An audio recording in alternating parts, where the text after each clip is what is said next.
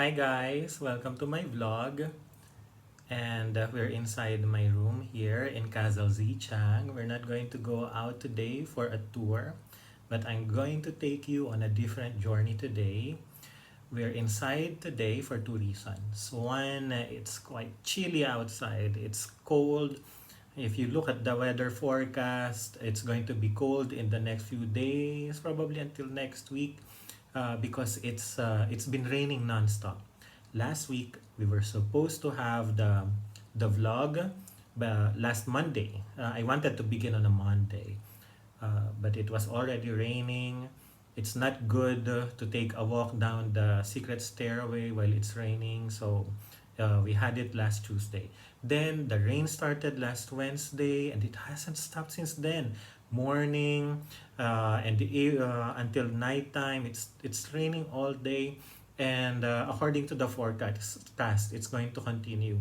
And the thing is, even if we have very soft rain showers, pinpricks of rain showers, we have a mist, and the presence of the rain adds to the chillness of the wind. So our temperature reads from around 14 to 16 degrees around noontime, and mornings and evenings it's around 9 to 11 degrees.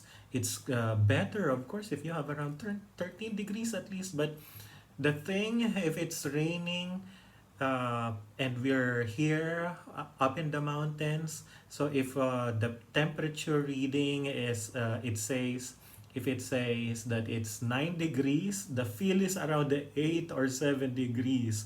So it's not really a nice adventure if you go out today. So that's one reason.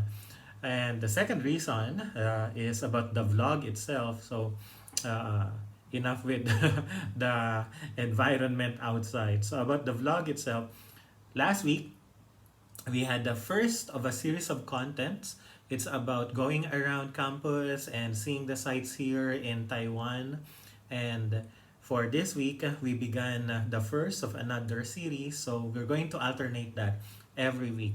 And we're going to cycle them in a sequence. So this week, our content is about giving tips to students.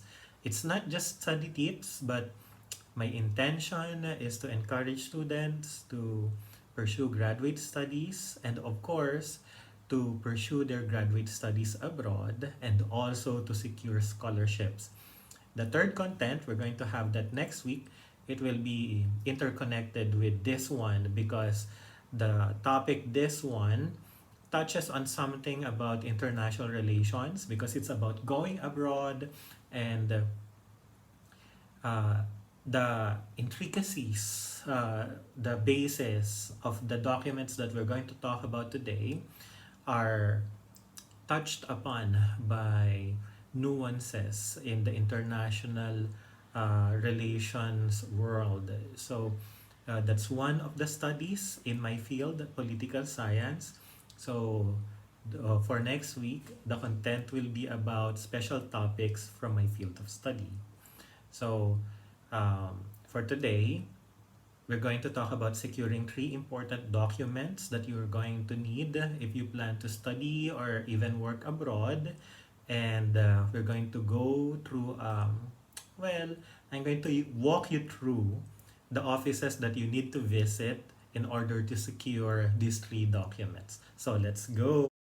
Here are the three documents: a certificate that attests to your capacity to comprehend, speak, write, read English, or the language used in the course or program in the university where you plan to study abroad. Second, a certificate of your GWA or your GPA.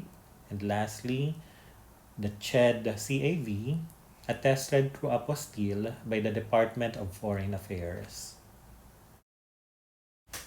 So you go to your school registrar in order to get all these three forms. So most schools in Metro Manila in the Philippines are internationalized nowadays.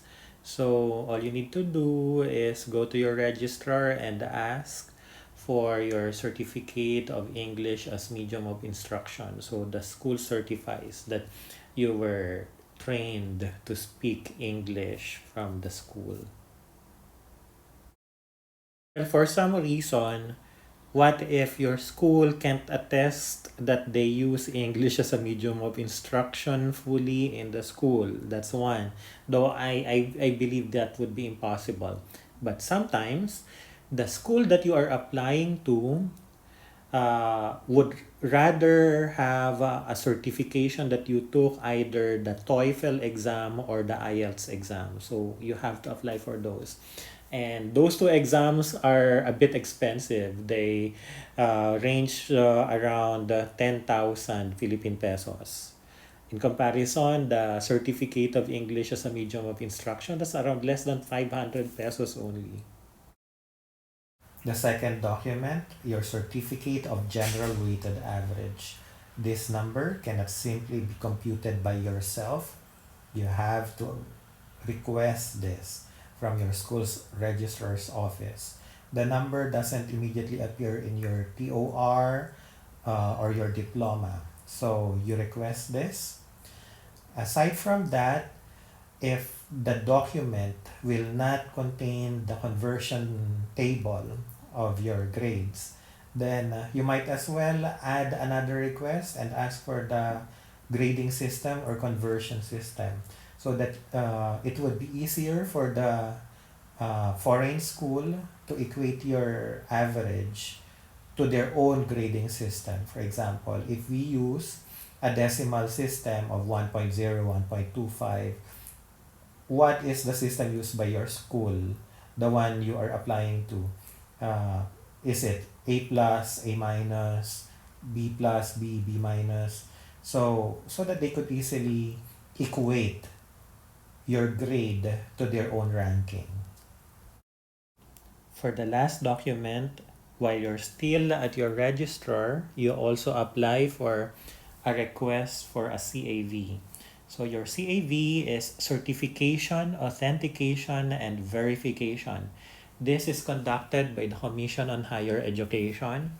So the registrar will not give you the certificate. What the registrar will do is that they will attest to the authenticity of your records and then send the letter to the Commission on Higher Education if you're a college graduate or an MA or PhD graduate applying for the next level of education abroad. So you go to the appropriate office. If you're a high school graduate, you go to the Department of Education. And you bring that letter with you. It should be sealed. You do not open it. It will be the department in charge who will open it. Aside from that letter, you should be ready with either the original copies of your TOR and your diploma or a certified true copy of those two documents. So the sealed envelope coming from your registrar's office will contain your certified true copies or the original plus the letter coming from them.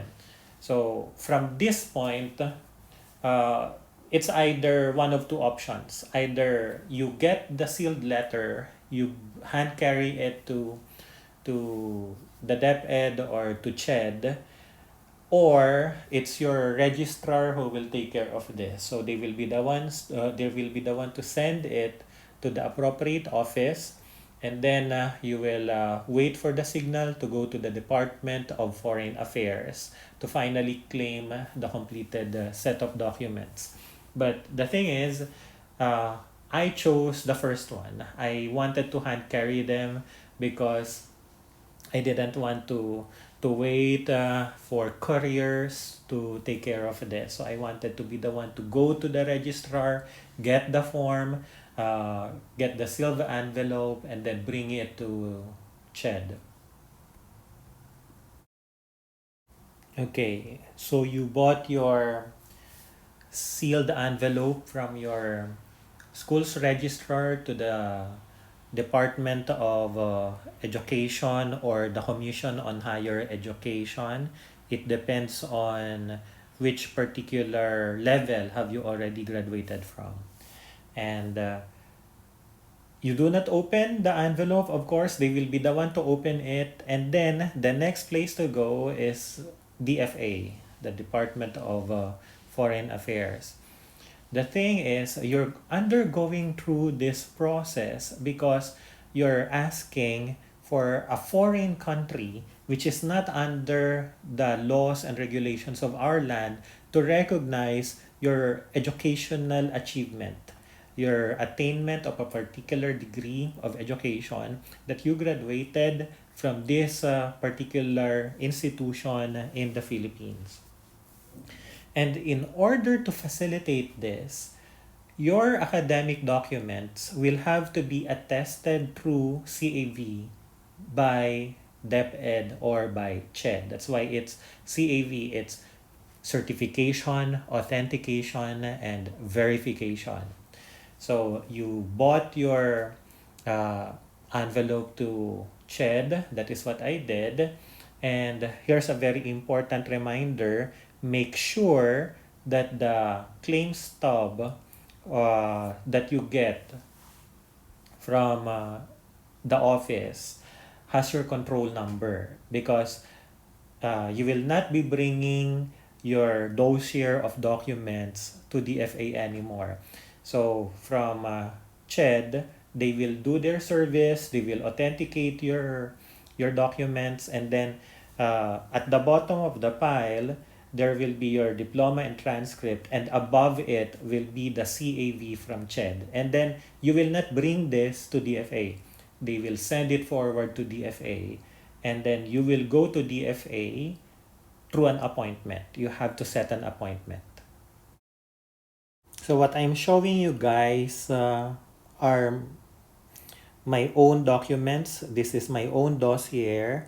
And when you reach the Department of Foreign Affairs, you will have to visit it twice. So first thing is that they're going to retrieve your document, and they're going to verify that it's you and that all the things that are on the form are correct.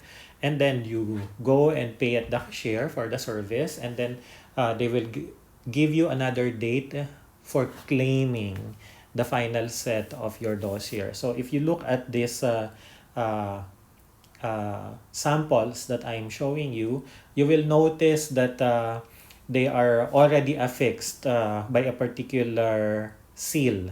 Instead of being stapled, it's actually sealed at the back. So again, underneath your documents, your own academic documents, and then above it, the CAV from CHED, and from DFA will be the apostille. So the apostille is an international agreement. It's actually, I think it's French for post-ila. It means a margin, a note on the margin, or it's an attestation that this document is legally valid and internationally valid. So make sure, guys, that you have your control number from CHED, you email DFA for your appointment, you send them your control number, and so that they can verify that, oh, we already have the pile coming from CHED. Take note, I use pile because it's a pile of papers, not just simply a file. And then they're going to say, give you your appointment date. And that is supposed to be that. The Philippines is part of the Apostille Treaty, and countries around the world who are signatories to the Apostille Treaty simply require the apostille. If you have an apostille, then you can now bring your academic documents to that other country because they recognize the apostille. But wait a minute. We're going to add another segue to this journey. You will notice that after the apostille, we still have a last document. So this last document goes above the apostille of the Department of Foreign Affairs. The thing is that not all countries around the world are signatories to the apostille treaty. So if you have an apostille, it doesn't automatically mean that it's acceptable to another state. If the country where you are planning to study is a signatory to the apostille treaty, then that's enough. You have your DFA apostille, that's enough. You end there. But if the country where you plan to study doesn't have an apostille, or it's one of the four countries who objected to the accession of the Philippines to the treaty, then you will have to apply for authentication from their own embassy. So there's another step. After you got your apostille from DFA, you have to set an appointment from the embassy of the country where you plan to study. You bring the dossier there, the pile of documents that you got from your school to CHED, to DFA, and then you bring it to that embassy, and then they will also authenticate the validity, the veracity of all these documents that you did graduate, that you did attain this academic degree, this educational attainment, and that it will be valid in their own country. As we close this vlog, uh, don't you wish that some particular candidates right now in the national elections have to undergo this, right? How we wish. So I hope that this is helpful. I hope that you were able to learn something on the process of this of securing this document. I actually made this blog in order to help those students who are also planning to apply for abroad. So you have to go through this. It looks tedious, but it's actually easy enough if it's not pandemic period. It was more difficult when it was pandemic period, and that was when I conducted this. So next week, we're going to talk about the international relations nuances that underlie between uh, international relations with regards to private documents. We're going to talk about the Apostille Treaty. See you guys!